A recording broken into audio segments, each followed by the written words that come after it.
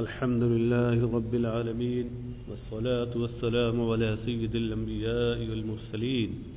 وعلى آله وصحبه أجمعين. أما بعد فأعوذ بالله من الشيطان الرجيم. بسم الله الرحمن الرحيم. درس سنن ابن ماجہ. باب من سن سنة حسنة أو سيئة. یہ اس شخص کا بیان کہ جو اچھا یا طریقہ اچھا یا برا طریقہ جاری کرے، شروع کرے،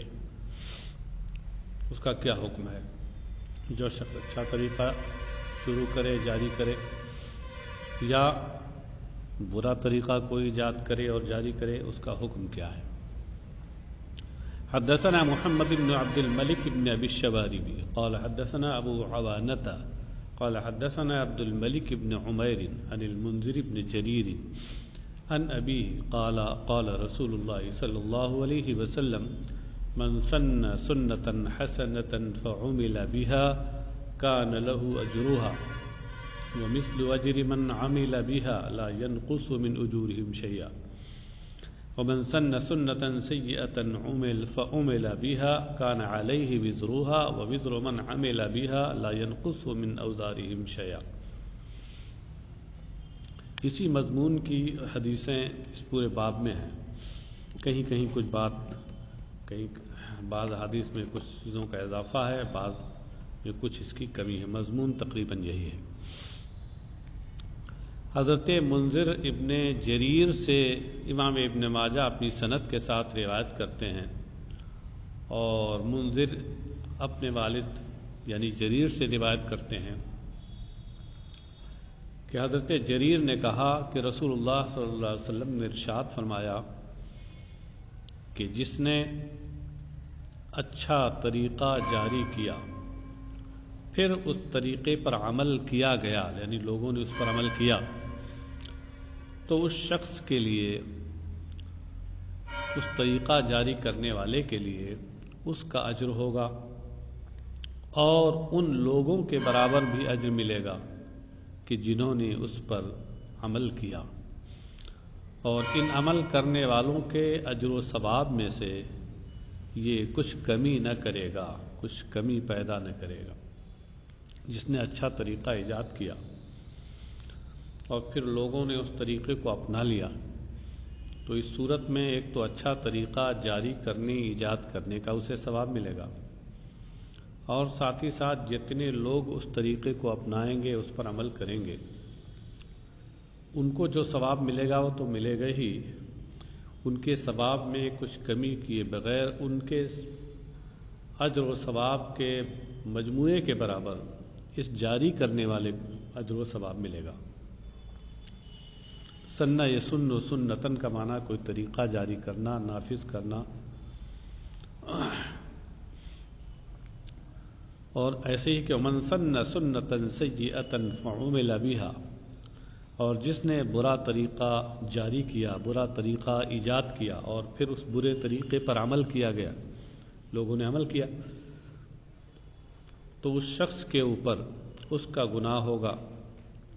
اور ان لوگوں کے برابر بھی گناہ ہوگا کہ جنہوں نے اس طریقے پر عمل کیا،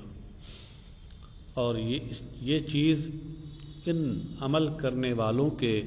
گناہوں میں کچھ کمی نہ کرے گی. تو بہرحال یہ ہے کہ اچھا طریقہ ایجاد کرنا بہت اچھا ہے، برا طریقہ ایجاد کرنا انتہائی برا ہے. اس اچھے طریقے ایجاد کرنے کا فائدہ کیا ہے حدیث شریف میں بتایا گیا، یوں ہی برے طریقے کو جاری کرنے کا نقصان کیا ہے اور وبال کیا ہے وہ بھی حدیث شریف میں بتا دیا گیا.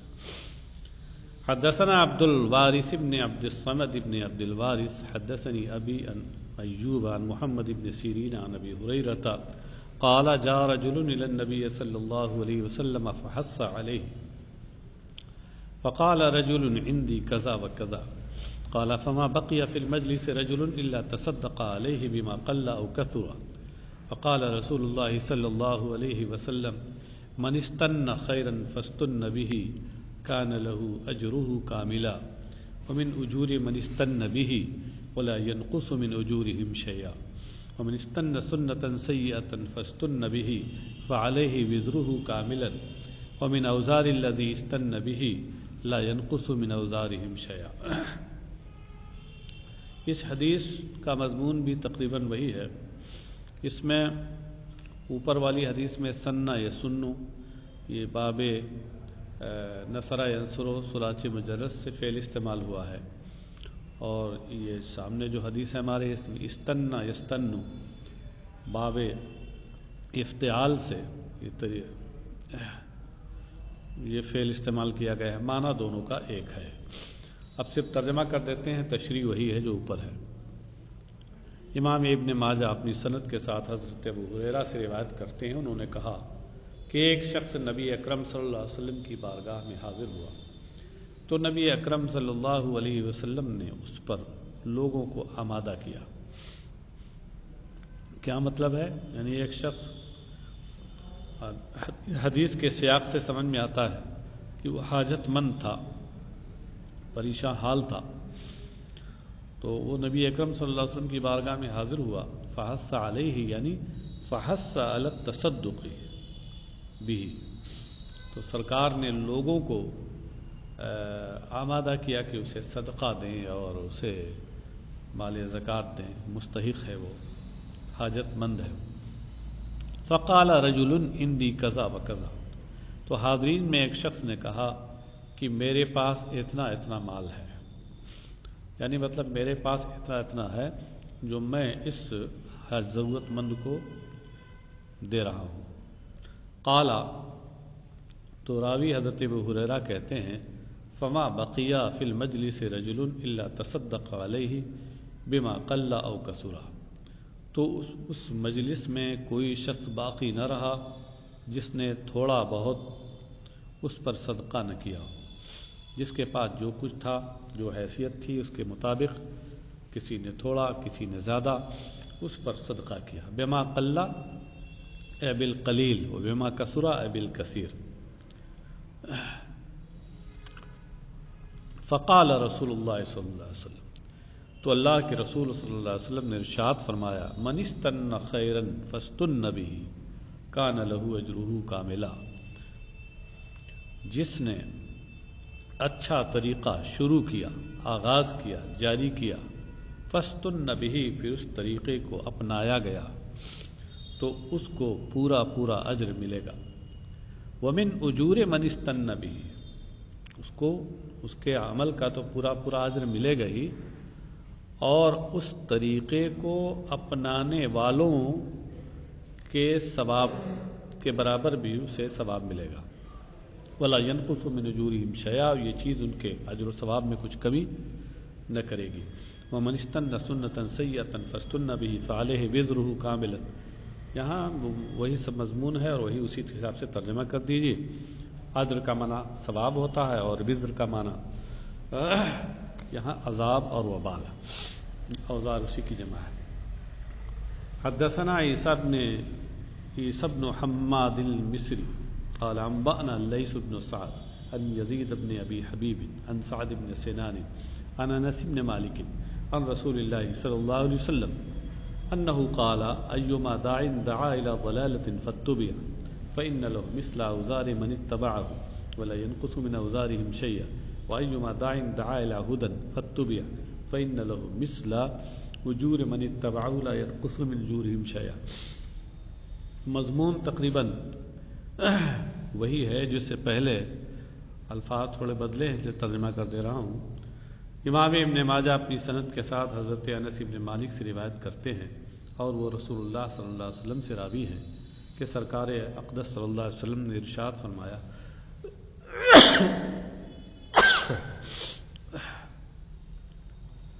کہ ایما داعین میں جو ما ہے یہ ما زائدہ ہے، یعنی ایو داعین،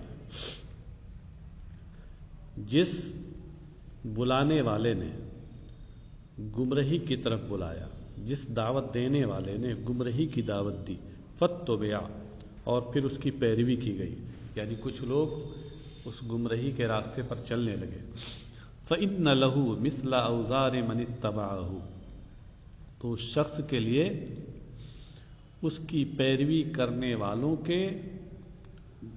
عذابوں اور وبالوں کے برابر وبال ہوگا، ولا ينقص من اوزارهم شيئا، اور یہ چیز ان عمل کرنے والے اور پیروی کرنے والوں کے عذاب میں کچھ کمی نہ کرے گی۔ وَأَيُّمَا دَاعٍ دَعَا إِلَىٰ هُدًى فَاتُّبِعَ، اور جس داعی نے، جس دعوت دینے والے نے ہدایت کی طرف دعوت دی اور پھر اس کی پیروی کی گئی، تو یقیناً اس کے لیے، اس شخص کے لیے ان پیروی کرنے والوں کے اجر و ثواب کے برابر اجر و ثواب ہوگا، وَلَا يَنْقُصُ مِنْ أُجُورِهِمْ شَيْئًا، اور یہ چیز ان کے اجر و ثواب، پیروی کرنے والوں کے اجر و ثواب میں کوئی کمی نہ کرے گی۔ حدثنا ابو مروان محمد بن عثمان العثماني قال حدثنا عبد العزيز بن ابي حازم عن العلاء بن عبد الرحمن عن ابيه عن ابي هريره ان رسول الله صلى الله عليه وسلم قال من دعا الى هدى كان له من الاجر مثل اجور من اتبعه لا ينقص ذلك من اجورهم شيئا، ومن دعا الى ضلاله فعليه من الاثم مثل آثام من اتبعه لا ينقص ذلك من آثامهم شيئا۔ اس حدیث کا بھی مفہوم وہی ہے جو اس سے پہلے گزرا، بس فرق یہ ہے کہ اوپر والے میں وزر استعمال ہوا ہے اور اس کی جگہ یہاں اسم استعمال ہوا ہے، یعنی گناہ، اور وہاں وزر کی جمع اوزار ہے، یہاں اسم کی جمع آثام استعمال ہوئی ہے۔ حدثنا محمد بن يحيى قال حدثنا ابو نعيم قال حدثنا اسرائيل عن الحكم عن ابي جحيفة قال قال رسول الله صلى الله عليه وسلم من سن سنة حسنة فعمل بها بعده كان له اجره ومثل اجورهم من غير ان ينقص من اجورهم شيئا، ومن سن سنة سيئة فعمل بها بعده كان عليه وزره ومثل اوزارهم من غیر ان ينقص من اوزارهم شيئا۔ اس کا مطلب بھی، اس حدیث کا بھی مضمون وہی ہے اور الفاظ بھی آسان ہیں، تقریباً وہی ہیں، بس فرق یہ ہے کہ اس سے پہلے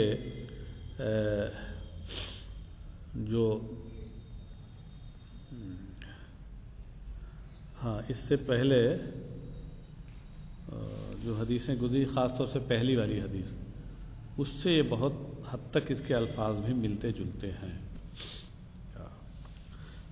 حدثنا ابو بکر بن ابی شیبۃ قال حدثنا ابو معاویۃ عن لیث عن بشیر بن نہیک عن ابی ہریرۃ قال قال رسول اللہ صلی اللہ علیہ وسلم ما من داع يدعو الى شيء الا وقف يوم القیامۃ لازما لدعوته ما دعا الیہ وان دعا رجل رجلا۔ حضرت ابو ہریرہ سے روایت ہے، انہوں نے کہا کہ رسول اللہ صلی اللہ علیہ وسلم نے ارشاد فرمایا کہ جو دعوت دینے والا کسی چیز کی طرف دعوت دے تو قیامت کے دن وہ اپنی اس دعوت کے ساتھ، تو قیامت کے دن اس طرح کھڑا ہوگا کہ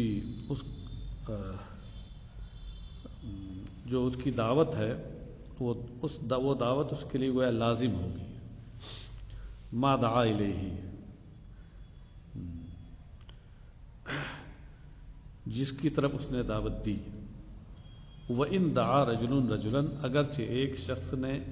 ایک شخص کو دعوت دی ہو۔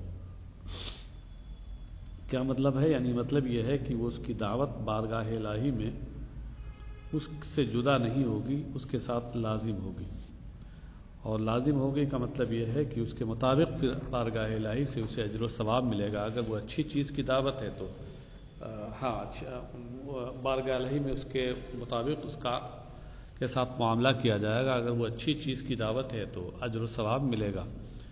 اور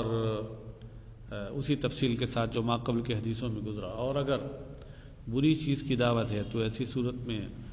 گناہ ملے گا اور وبال ملے گا، اس پر عذاب ہوگا، اسی تفصیل کے ساتھ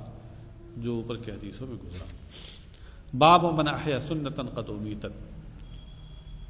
اس کا بیان جو کسی مردہ سنت کو زندہ کرے. مردہ سنت کے مردہ ہونے کا مطلب یہ ہے کہ اس پر لوگ عام طور سے عمل کرنا چھوڑ دیں، اور سنت کو زندہ کرنے کا مطلب یہ ہے کہ اپنے دعوت و تبلیغ کے ذریعے سے، واعظ و نصیحت کے ذریعے سے یہ صورتحال پیدا کر دے کہ لوگ اس سنت پر عمل پیرا ہو جائیں، عمل کرنے لگیں. تو اماطت سنت کا مطلب ہوتا ہے کسی سنت کو پر عمل ختم کرا دینا، اور احیاء سنت کا مطلب ہوتا ہے کہ کسی سنت پر عمل جاری کرا دینا ہے. حدثنا ابو بکر بن ابی شیبہ قال حدثنا زید بن الحباب قال حدثنا كثير بن عبد الله بن عمرو بن عوف المزني حدثني ابي عن جدي ان رسول الله صلى الله عليه وسلم قال من احيا سنة من سنتي فعمل بها الناس كان له مثل اجر من عمل بها لا ينقص من اجورهم شيئا ومن ابتدع بدعة فعمل بها كان عليه اوزار من عمل بها لا ينقص من اوزار من عمل بها شيئا. امام ابن ماجہ اپنی سند کے ساتھ حضرت کثیر ابن عبداللہ ابن عمرو ابن عوف مزنی سے روایت کرتے ہیں. یہ کثیر راوی ہیں اور ان کے والد کا نام ہے عبداللہ اور دادا کا نام ہے عمرو ابن عوف مزنی. یہ دادا ان کے صحابی ہیں. تو یہ کہتے ہیں کہ کثیر نے ہم سے حدیث بیان کی اور انہوں نے کہا کہ مجھ سے میرے والد یعنی عبداللہ نے روایت کی، اور ان کے والد ان کے دادا سے روایت کرتے ہیں. ان کے دادا کون ہیں؟ عمرو ابن عوف مزنی ہے. کہ رسول اللہ صلی اللہ علیہ وسلم نے ارشاد فرمایا کہ جس نے میری سنتوں میں سے کسی سنت کو زندہ کیا، فعمل بها الناس، سنت کو زندہ کیا کا مطلب کیا ہے کہ لوگ اس پر عمل کرنے لگے. فعمل بها الناس میں جو فا ہے یہ فائے تفسیریہ ہے. احیاء سنت کا مطلب ہوتا ہے کہ لوگ اس پر عمل کرنے لگے. کان له مثل اجر من عمل بها لا ينقص من اجورهم شیئا، تو اس شخص کے لیے اس پر عمل کرنے والے، اس سنت پر عمل کرنے والوں کے اجر و ثواب کے برابر اجر و ثواب ہوگا، اور یہ ان عمل کرنے والوں کے اجر و ثواب میں کچھ بھی کمی نہ کرے گا.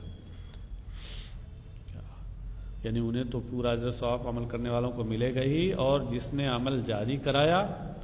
تو اس پر کو ان سب کے برابر ثواب، اجر و ثواب ملے گا. ومن ابتدع بدعة فعمل بها، اور جس نے کوئی بدعت ایجاد کی ہے، سنت کے مقابل میں بدعت ہے، یعنی مطلب یہ ہے کہ یہاں سنت کے مقابل میں جو بدعت ہے تو اس سے مراد ہے وہ بدعت جو بدعت سیئہ ہو، جو قرآن و حدیث کے مخالف ہو، اللہ و رسول جس سے ناراض ہوں، ناخوش ہوں.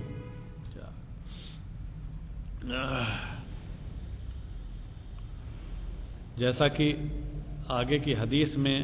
باضابطہ یہی آیا ہے، من ابتدع بدعۃ لا یرضاها اللہ ورسولہ. اس سے سمجھ میں آیا کہ بدعت سے مراد یہاں خاص قسم کی بدعت ہے،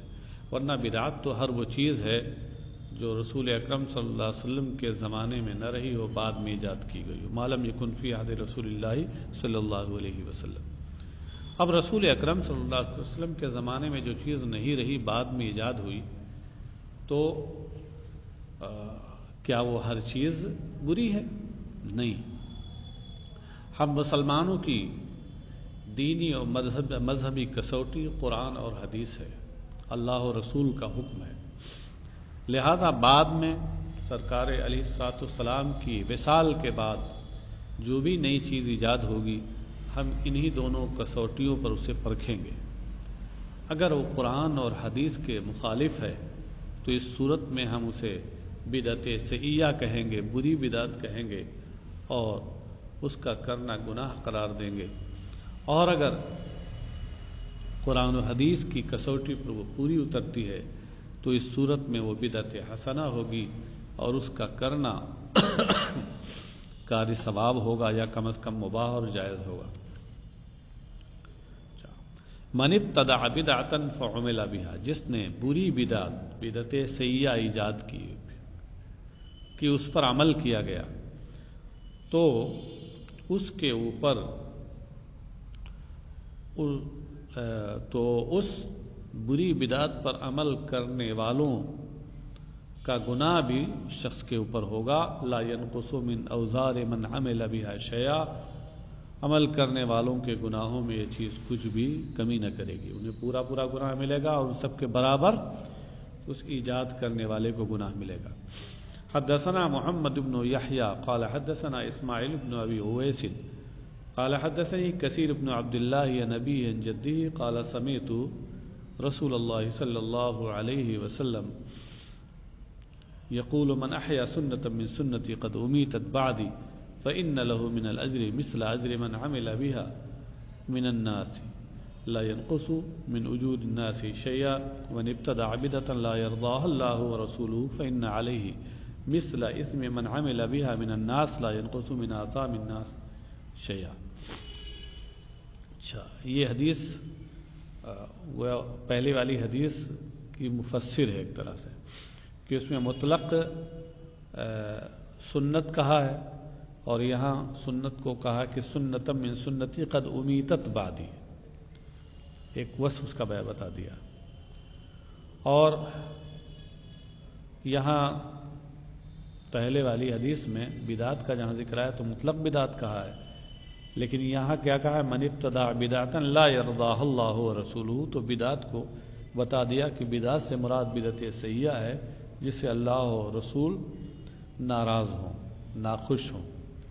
تو ایسی بدعت یہ گناہ کا کام ہے، اور جو بھی اس طرح کی بدعت ایجاد کرے گا، برا طریقہ ایجاد کرے گا، تو اس سے اس کا وبال اور اس کا گناہ بھی اس کے سر جائے گا۔ مفہوم واضح ہے، ترجمے کی حاجت نہیں، ترجمہ بھی واضح ہے۔ باب فضل من تعلم القرآن وعلمہ، قرآن کریم سیکھنے اور سکھانے والوں کی فضیلت کا بیان۔ قرآن کریم کی سیکھنے اور سکھانے کی کیا فضیلت ہے؟ دیکھیے، قرآن کا بقدر ضرورت سیکھنا یہ فرض ہے جس سے نماز کی ادائیگی ہو سکے، اور پھر پورا قرآن یاد کرنا اور یہ ایک طرح سے فرض کفایہ ہے۔ اور اس باب میں بعض احادیث قرآن یاد کرنے والوں کے تعلق سے بھی آئی ہیں، تو ان کی فضیلت آئی ہے، تو وہاں قرآن یاد کرنے اور حفظ کرنے سے مراد صرف زبانی رٹ لینا نہیں، بلکہ اس کے احکام پر اور اس کے مقتضیات پر عمل کرنا بھی مراد ہے، تب وہ فضیلت کے حامل ہوں گے۔ حدثنا محمد بن بشار قال حدثنا يحيى بن سعيد القطان قال حدثنا شعبة وسفيان عن علقمة بن مرثد عن سعد بن عبيدة عن أبي عبد الرحمن السلمي عن عثمان بن عفان قال قال رسول الله صلى الله عليه وسلم قال شعبة خيركم وقال سفيان أفضلكم من تعلم القرآن وعلمه۔ امام ابن ماجہ اپنی سند کے ساتھ حضرت عثمان بن عفان سے روایت کرتے ہیں۔ یہ خیال رہے کہ یہاں پر امام ابن ماجہ کے جو دادا شیخ ہیں، ان کے شیخ تو یحییٰ ابن سعید قطان ہے، نہیں، ان کے شیخ تو محمد ابن بشار ہیں، اور شیخ کے شیخ ہیں یحییٰ ابن سعید قطان، اور پھر ان کے شیخ ہیں شعبہ اور سفیان، دو ہیں۔ تو یہاں شعبہ اور سفیان، ان کا اس حدیث کے متن کے بعض کلمات اور الفاظ میں اختلاف ہے۔ رسول اللہ صلی اللہ علیہ وسلم نے فرمایا، شعبہ نے کہا خیرکم اور سفیان نے کہا افضلکم۔ شروع کا جو لفظ ہے اس میں شعبہ اور سفیان کی روایت میں فرق ہے، الفاظ کا فرق ہے، مفہوم تو ایک ہے، اور اس کے بعد کے جو الفاظ ہیں من تعلم القرآن وعلمہ، یہ دونوں کے نزدیک ہے۔ یعنی شعبہ کے نزدیک حدیث کا متن یہ ہے کہ خیرکم من تعلم القرآن وعلمہ، اور سفیان ثوری کے نزدیک اس کا اور سفیان کے نزدیک یہ متن ہے افضلکم من تعلم القرآن وعلمہ، تم میں سب سے بہتر وہ ہے جو قرآن سیکھے اور سکھائے۔ قرآن سیکھے یعنی سیکھ کر اس پر عمل بھی کرے، اور سکھائے دوسروں کو، سکھائے اور انہیں عمل کرنے کی بھی ترغیب دے۔ حدثنا علی بن محمد قال حدثنا وکیع قال حدثنا سفیان عن علقمة بن مرثد عن ابی عبد الرحمن السلمی عن عثمان بن عفان قال قال رسول اللہ صلی اللہ علیہ وسلم افضلکم من تعلم القرآن وعلمہ۔ اس حدیث کا بھی متن وہی ہے، مضمون وہی ہے۔ حدثنا ازہر بن مروان قال حدثنا الحارث بن نبہان قال حدثنا عاصم بن بہدلة عن مصعب بن سعد عن أبيه قال قال رسول الله صلى الله عليه وسلم خياركم من تعلم القرآن وعلمه قال وأخذ بيدي وعقدني مقعدي هذا أقرئه۔ حضرت مصعب سے روایت ہے اور وہ اپنے والد سعد سے روایت کرتے ہیں۔ ابی میں ابی سے مراد سعد ہے جو حضرت مصعب کے والد ہیں۔ انہوں نے کہا، یعنی حضرت سعد نے کہا کہ رسول اللہ صلی اللہ علیہ وسلم نے ارشاد فرمایا تم میں بہتر وہ لوگ ہیں جو قرآن سیکھیں اور سکھائیں۔ اوپر جو حدیث کا متن گزرا ہے تو اس میں خیرکم و افضلکم کا لفظ آیا، یہاں خیارکم آ گیا ہے جمع کا۔ قالا، اور پھر وہ جو مصعب ہیں وہ یہ کہتے ہیں، نہیں مصعب نہیں بلکہ عاصم جو ہیں، اس سے پہلے راوی عاصم ہے نا، عاصم ابن بہدلہ، وہ کہتے ہیں کہ اخذ بیدی، کہ انہوں نے، اخذہ میں ضمیر ہوا کا مرجع ہے مصعب، عاصم ابن بہدلہ کہتے ہیں کہ مصعب نے میرا ہاتھ پکڑا، فاقعدنی مقعدی ھذا اقرئ، اقعد بمعنى اجلس، قعد معنی جلس، اقعد بمعنی اجلس، مقعدی بمعنی مجلسی، میرا ہاتھ پکڑ کر کے اور پھر میری اس مجلس میں، نشستگاہ میں بٹھا دیا، اقرئ کہ میں پڑھاؤں، یعنی پڑھانے کے لیے انہیں بٹھا دیا۔ تو صرف یہی نہیں کہ حدیث روایت کی بلکہ اس پر عمل بھی کرایا۔ حدثنا محمد بن بشار و محمد بن المثنى قال حدثنا يحيى بن سعيد عن شعبة عن قتادة عن انس بن مالك عن ابي موسى الاشعري عن النبي صلى الله عليه وسلم قال مثل المؤمن الذي يقرأ القرآن كمثل الأترجة طعمها طيب وريحها طيب، ومثل المؤمن الذي لا يقرأ القرآن كمثل التمرة طعمها طيب ولا ريح لها، ومثل المنافق الذي يقرأ القرآن كمثل الريحانة ريحها طيب وطعمها مر، ومثل المنافق الذي لا يقرأ القرآن كمثل الحنزلة طعمها مر ولا ريح لها۔ حضرت ابو موسیٰ اشعری سے روایت ہے اور وہ نبی اکرم صلی اللہ علیہ وسلم سے روایت کرتے ہیں کہ سرکار نے ارشاد فرمایا قرآن پڑھنے والے مومن کا حال نارنگی جیسا ہے، نارنگی جو پھل ہوتا ہے نارنگی جیسا ہے، سنترا نارنگی، اترجا کا معنی ہوتا ہے نارنگی اور سنترا، طعمها طیب وریحها طیب، کہ اس کا ذائقہ بھی خوشگوار ہے اور اس کی خوشبو بھی اچھی ہے، ذائقہ بھی اچھا اور خوشبو بھی اچھی ہے، بو بھی اچھی۔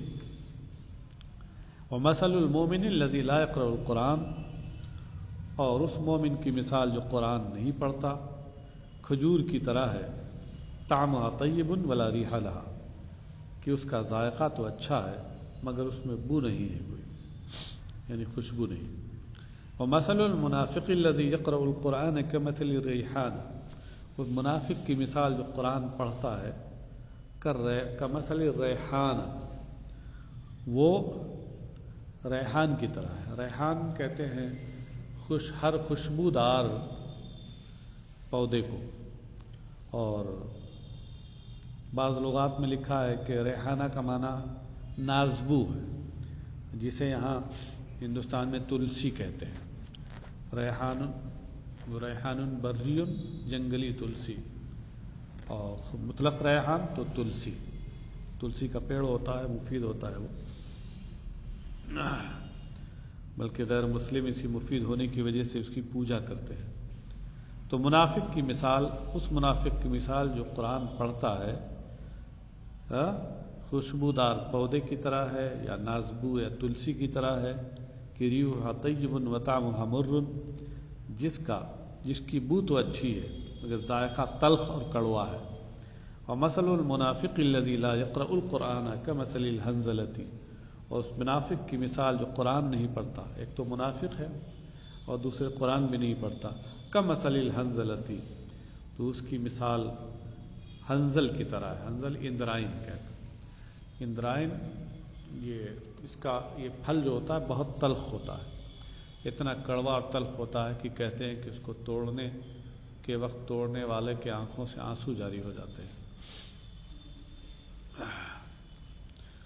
تو اس منافق کا حال جو قرآن نہیں پڑھتا اندرائن کی طرح ہے کہ طعمھا مر ولا ریح لھا، کہ اس کا ذائقہ بھی کڑوا ہے، تلخ ہے، اور اس میں کوئی خوشبو بھی نہیں. حدثنا بکر بن خلف ابو بشر قال حدثنا عبد الرحمن بن مهدي قال حدثنا عبد الرحمن ابن بديل عن أبيه عن أنس بن مالك قال قال رسول الله صلى الله عليه وسلم إن لله أهلين من الناس قالوا يا رسول الله من هم قال هم أهل القرآن أهل الله وخاصته. حضرت انس بن مالک سے روایت ہے، انہوں نے کہا کہ رسول اللہ صلی اللہ علیہ وسلم نے ارشاد فرمایا، یقیناً لوگوں میں سے کچھ اللہ والے ہیں. اہلینا یہ اہل کی جمع ہے، اہل کی جمع اہلون، اہلین، حالت رفع میں واو کے ساتھ اہلون، اور حالت نصب و جر میں اہلین. یہاں چونکہ انا کا اسم مؤخر ہے اہلینا، اس لیے منصوب ہے. یقیناً لوگوں میں سے کچھ اللہ والے ہیں. قالو یا رسول اللہ من ہم، تو لوگوں نے عرض کیا یا رسول اللہ وہ کون لوگ ہیں؟ قال ہم اہل القرآن اہل اللہ وخاصتہ، تو سرکار نے ارشاد فرمایا وہ قرآن والے ہیں، یعنی قرآن پڑھ کر اسے یاد کرنے والے، اس پر عمل کرنے والے ہیں. اہل قرآن سے مراد کیا ہے؟ یعنی وہ حفاظ قرآن جو اس پر عمل کرنے والے بھی ہیں. شارحین نے لکھا ہے کہ اہل قرآن کا مطلب ہے اے حفظتہ العاملون بہ، یعنی قرآن کو زبانی یاد کر کے اور اس پر عمل پیرا ہونے والے. اہل اللہ وخاصتہ، یہ اللہ والے اور اللہ کے خاص بندے ہیں. تو یہاں صرف یہی نہیں ہے کہ صرف قرآن یاد کر لے، قرآن یاد کرنا بھی ایک اچھا کام ہے، فضیلت کا کام ہے، لیکن یہ فضائل اس وقت حاصل ہوں گے جب قرآن یاد کرنے کے بعد پھر اپنے عمل سے بھی گویا اسے محفوظ کرے، اس پر عمل پیرا بھی ہو. حدثنا عمرو بن عثمان بن سعید بن کثیر بن دینار الحمصی قال حدثنا محمد بن حرب عن ابی عمر عن كثير بن زعزان عن حاسم بن حمزة عن علي بن أبي طالب قال قال رسول الله صلى الله عليه وسلم من قرأ القرآن وحفظه أدخله الله الجنة وشفعه في أشرة من أهل بيته كلهم قد استوجب النار. امام ابن ماجہ اپنی سند کے ساتھ حضرت علی بن ابی طالب رضی اللہ عنہ سے روایت کرتے ہیں، انہوں نے کہا کہ رسول اللہ صلی اللہ علیہ وسلم نے ارشاد فرمایا کہ جس نے قرآن پڑھا اور اسے یاد کر لیا، زبانی حافظ ہو گیا اس کا، یہاں شارحین وہی کہتے ہیں کہ حافظ ہو جانے کے ساتھ ساتھ ایک قید اور بھی ہے کہ اس کے احکام اور مضامین پر عامل بھی ہو، تو یہ آگے والا جو ثواب ہے وہ اسے ملے گا۔ تو جو قرآن پڑھے اور اس کا حافظ ہو جائے تو اللہ تبارک و تعالی اسے جنت میں داخل کرے گا، اور اس کے گھر والوں میں سے 10 ایسے آدمیوں کی شفاعت اس کے حق میں قبول کرے گا کہ جو سب کے سب جہنم کے مستحق ہو چکے ہوں گے۔ گھر کے 10 لوگ جو جہنم کے مستحق ہوں گے اپنے گناہوں کی وجہ سے، اور ان کے بارے میں جب یہ حافظ قرآن بعمل حافظ قرآن جب اللہ کی بارگاہ میں سفارش کرے گا تو اس کی سفارش اللہ قبول فرمائے گا۔ حدثنا عمرو بن ابي عبد الله الاودي قال حدثنا ابو اسامه عن عبد الحميد بن جعفر عن المقبري عن عطاء مولى ابي احمد عن ابي هريره قال قال رسول الله صلى الله عليه وسلم تعلموا القرآن واقرؤوه وارقدوا فإن مثل القرآن ومن تعلمه فقام به كمثل جراب محشو مسكا يفوح ريحه كل مكان ومثل من تعلمه فرقده وفي جوفه كمثل جراب أوكي على مسك۔ امام ابن ماجہ اپنی سند کے ساتھ حضرت ابو ہریرہ سے روایت کرتے ہیں کہ انہوں نے کہا کہ رسول اللہ صلی اللہ علیہ وسلم نے ارشاد فرمایا، قرآن سیکھو، قرآن کا علم حاصل کرو اور اسے وقرؤ اور اسے پڑھو، ورقدو اور اب سو جاؤ، فإن مثل القرآن ومن تعلمه فقام به كمثل جراب۔ اس لیے کہ قرآن اور قرآن کو سیکھنے والے پھر اس پر عمل کرنے والے کا حال چمڑے کے اس برتن کی طرح ہے جو مشک سے بھرا ہوا ہو، پر ہو، محشو مسکن، محشو یہ حشو سے اس میں مفعول ہے، جیسے دعا یدو سے مدعو اس مفعول آتا ہے، ایسے حشا یشو یحشو حشون سے محشوون آتا ہے۔ جراب یہ چمڑے کے برتن کو کہتے ہیں، جیسے چھوٹا سا مشکیزہ وغیرہ۔ تو قرآن اور قرآن سیکھ کر اس پر عمل کرنے والے کا حال چمڑے کے اس برتن کی طرح ہے جو مشک سے بھرا ہوا ہو، یفوح ریحہ کل مکان، جس کی خوشبو ہر جگہ پھیل رہی ہو۔ ومثل من تعلمہ فرقدا وہو فی جوفہ کمثل جراب اوکی علی مسک۔ اور اس کی مثال جس نے قرآن سیکھا، سیکھ کر کے پھر سو گیا، وہو فی جوفہ، جبکہ قرآن اس کے دل میں ہے، جوف سے مراد یہاں دل ہے، ظرف بول کر مظروف مراد ہے۔ فإن القلب فی الجوف فالجوف هو ظرف للقلب، فأراد بالجوف القلب على طریق المجاز المرسل۔ تو کہا کہ وہ شخص جو قرآن پڑھ کر کے سو جائے پھر قرآن اس کے دل میں ہو، کمثل جراب اوکی علی مسکن، تو اس کی حالت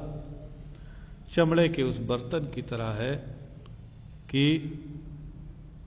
جس میں مشک بھر کے اسے کا منہ باندھ دیا جائے، مطلب اندر تو اس میں مشک بھری ہوئی ہے لیکن اوپر سے اس کا منہ باندھ دیا گیا ہے، اس لیے مشک کی خوشبو نہیں پھیل رہی ہے اور لوگوں کو تک نہیں پہنچ رہی ہے۔ بس آج یہیں تک، پھر انشاءاللہ تبارک و تعالی آگے اور احادیث ہیں ان کا درس آگے ہوگا